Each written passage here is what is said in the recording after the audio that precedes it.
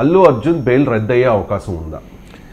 అంటే నేను కోర్టు ఏం తీర్పు చెప్తుందని స్పెక్యులేట్ చేయలేను, కానీ బెయిల్ ఎప్పుడు రద్దవుతుంది అది అర్థం కావాలంటే బెయిల్ ఎప్పుడు ఇస్తారన్నది అర్థమైతే బెయిల్ ఎప్పుడు రద్దవుతుందో తెలుస్తుంది.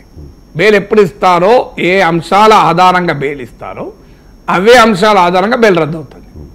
ఏ అంశాలపైన ఒక వ్యక్తి చట్టానికి దొరకకుండా విచారణకు సహకరించకుండా వెళ్ళిపోతాడు అనుకున్నప్పుడు బెయిల్ ఇవ్వరు, బెయిల్ రద్దు కూడా అప్పుడైతుంది. కానీ ఇక్కడ అవకాశం లేదు.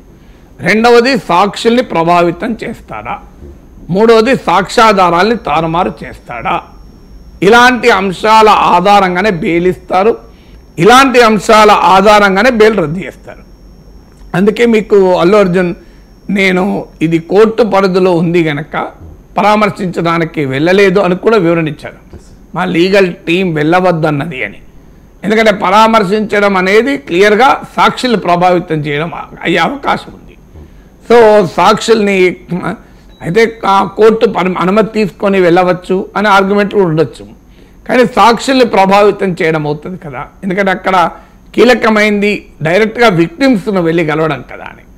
సో అలాగే ఇప్పుడు ఒక ప్రెస్ కాన్ఫరెన్స్ పెట్టడం మరి సాక్షుల్ని ప్రభావితం చేయడం కాదా అనే క్వశ్చన్ ముందుకు వస్తుంది. ఆ క్వశ్చన్